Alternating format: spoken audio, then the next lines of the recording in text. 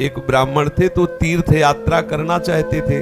उनके लड़के थे पर उनकी ज्यादा आज्ञा नहीं पालन करते थे, तो सोचा कि बूढ़ा अकेले तीर्थ यात्रा कैसे कर पाऊंगा। तो एक गरीब ब्राह्मण का लड़का था, उससे कहा कि भैया तू इधर उधर नौकरी के लिए भटकता, अगर तू मुझे तीर्थ यात्रा करवा दे तो मैं तेरी खान पान की व्यवस्था और धनराशि भी दे दूंगा। ब्राह्मण ने कहा चलो अच्छा है, आपके साथ तीर्थों का भी दर्शन होगा। तो जहां जहां जाना चाहते थे उन जवान ब्राह्मण बूढ़े ब्राह्मण को ले गया, तीर्थ दर्शन कराती हो। जब ब्रज धाम आया तो उसको बहुत बुखार आ गया बूढ़े को। उसने बहुत सेवा की, जैसे मतलब माता अपने बच्चे की सेवा करती है, ऐसे सब सेवा की उस जवान ब्राह्मण ने। बड़ा द्रवित हुआ बूढ़ा ब्राह्मण, धनी ब्राह्मण था वो। तो गोपाल जी के दर्शन जब करने गया तो उसने कहा बेटा तुमने बहुत सेवा की है, तुम्हें क्या दे सकता हूं? मेरे एक बेटी है, बहुत सुंदर है बेटी और बहुत धन संपत्ति है, मैं तुम्हें दूंगा। बोले देखो बाबा तुम तो यहाँ बोल रहे हो, घर में तुम्हारे जवान लड़के हैं, हमारी पिटाई करेंगे। बोले हम गोपाल जी को साक्षी करके कहते हैं कि अपनी बेटी का ब्याह तुम्हारे से करवा दूंगा और संपत्ति भी दूंगा। बात हो गई। तीर्थ यात्रा करवा के जब घर पहुंचा तो बूढ़े की हिम्मत नहीं कि बात कर सके लड़कों के सामने, क्योंकि बेचारा गरीब ब्राह्मण का लड़का महीना भर सोचता रहा कि कभी न कभी तो सूचना दे। वो तो सूचना ही नहीं, तो घर गया उनके और बोला देखो बाबा आपने कहा था तुम्हारा लड़कों ने धक्का लगाया, दो चार थप्पड़ लगाए कि तेरी सामर्थ्य क्या है कि तू मेरी बहन से ब्याह करने की बात सोच सके। बोले नहीं बाबा ने कहा था। अब लड़कों की वो स्वरूप देख करके बाबा बदल गए। उनका हमें नहीं याद है कि हमने कुछ कहा था। अब उसने कहा अरे नहीं तुमने तो गोपाल जी के सामने कहा था। उनका हमें याद ही नहीं कि हमने तुमसे कुछ कहा है। उसने पंचायत बुलाई और पंचायत में कहा कि इसने हमें तीर्थ यात्रा के लिए प्रेरित किया, तीर्थ यात्रा ले गया, मैंने इसकी सब सेवा की, इसने ठाकुर जी के सामने मेरे ब्याह की बात कही। तो बोले कोई और गवाही दो तब बात बनेगी। बोले गवाही में तो केवल हम ही और ये बुढ़ा और ठाकुर जी थे।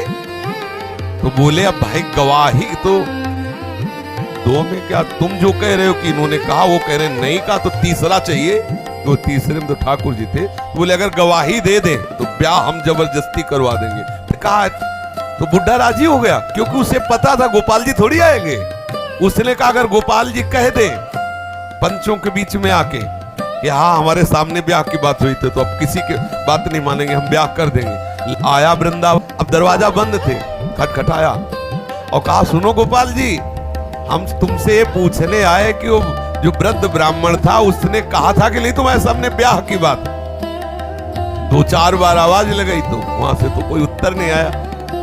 फिर बहुत जोर से बोला बड़बड़ा के देखो हम तुम्हें चैन से सोने नहीं देंगे, हम पैदल चल के आए, भूखे हैं और आप ब्याह की समस्या है और आपको इसका उत्तर दे। छोटी मोटी बात होती तो छोड़ देते, ब्याह की बात है। ठाकुर जी ने अंदर से कहा मूर्ति कहीं चलती है, वहां चल के जब बोले मूर्ति बोलती तो चलेगी क्यों नहीं। ठाकुर जी फंस गए। ठाकुर जी ने अंदर से कहा कि कहीं मूर्ति वहां जाके थोड़ी उड़ीसा में वहां जाके साक्षी थोड़ी देगी, मूर्ति चलती थोड़ी है। बोले महाराज जब मूर्ति बोलती है तो चलेगी क्यों नहीं। अब ठाकुर जी विवश हो गए। ठाकुर जी बाहर निकल के आए, वो सब सेवक लोग सुला के गए थे। उसने देखा बहुत सुंदर गोपाल साक्षात ठुमुक ठुमुक कर करके आए, नौ किशोर। बोले देखो चलने के लिए तुम्हारे भाव के कारण राजी तो है, लेकिन भोग राग की व्यवस्था, क्योंकि हम वृंदावन के ठाकुर, हमें तो चक माल चाहिए, हमको चना चवेना में तो रुकने वाले हैं नहीं, रबड़ी गुलाब जामुन ये सब चक चाहिए। तो बोले देखो कुछ रुपया तो है, अब शादी का चक्कर, इसलिए व्यवस्था तो तुम्हारी बनाएंगे ही हम। तो बोले कैसे चलोगे। बोले चलेंगे तो हम पैदल ही, आगे आगे तुम चलना, पीछे पीछे हम चलेंगे, थोड़ी थोड़ी देर में कुछ भोग लिए रहना, हमको भोग लगा देना।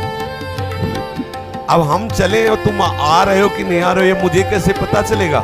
बोले नूपुरों की ध्वनि तुम्हें सुनाई देगी, अगर पीछे मुड़ के देख लिया तो जहां से मुड़ोगे वही हम खड़े हो जाएंगे, आगे नहीं चलेंगे। बात तय हो गई, चल दिए ठाकुर जी। अब आप देखो क्या मूर्ति है। अब वो बीच बीच में भोग लगाता हुआ जब अपने गांव के नजदीक पहुंचा तो सोचा केवल नूपुरे बज रहे कि आ भी रहे हैं। मुड़ के देखा तो ठाकुर जी खड़े। बोले चलो, बोले अब नहीं, अब सबको लिवा के यहीं लाओ, क्योंकि हमारा तुम्हारा वादा था। तो बोले कोई बात।